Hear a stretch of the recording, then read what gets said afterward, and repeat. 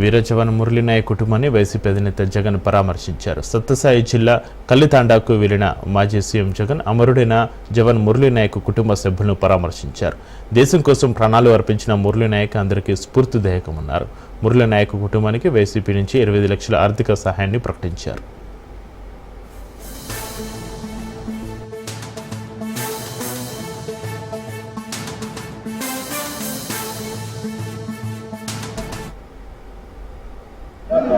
మురళీ నాయక్ చిన్నవాడైన రాష్ట్రంలో చాలా మందికి పెద్దలకు కూడా స్ఫూర్తిదాయకంగా ఒక పెద్ద వ్యక్తిగా ఎదిగాడు. తన చావుతో భారతదేశం కోసం తాను పోరాడుతూ తన చావు వల్ల అనేక మంది మిగిలిన అన్నదమ్ములు అక్క చెల్లెమ్మలకు రక్షణిస్తూ తన ప్రాణాలు కోల్పోయాడు.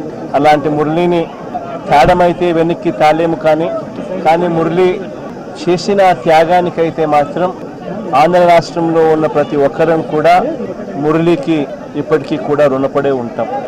రాష్ట్ర ప్రభుత్వం మొట్టమొదటిసారిగా ఏ జవాన్ చనిపోయినా కూడా ఆ జవాన్లకు ఇటువంటి ఘటనలో ఏదైనా కానీ ప్రాణాలు కోల్పోతే, దేశం కోసం పోరాటం చేస్తూ ప్రాణాలు కోల్పోతే 50 లక్షల రూపాయలు ఇచ్చే సాంప్రదాయం మొదలుపెట్టింది వైఎస్ఆర్సీపీ ప్రభుత్వ హయాంలో మొదలుపెట్టినందుకు చాలా సంతోషపడతా ఉన్నాం.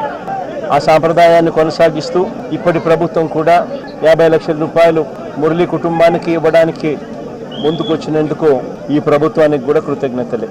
పార్టీ తరపు నుంచి అన్ని రకాలుగా మురళికి అండగా తోడుగా ఉంటాం. పార్టీ తరపు నుంచి ఒక 25 లక్షల రూపాయలు వైఎస్ఆర్ కాంగ్రెస్ పార్టీ తరపు నుంచి అండగా ఉంటూ ఆ కుటుంబానికి తోడుగా ఉండే కార్యక్రమం చేస్తాం. మనిషిని తాలేకపోయినా కూడా తాను చేసిన త్యాగానికి అందరం కూడా అండగా తోడుగా ఉండే కార్యక్రమం అయితే ఖచ్చితంగా జరుగుతుంది.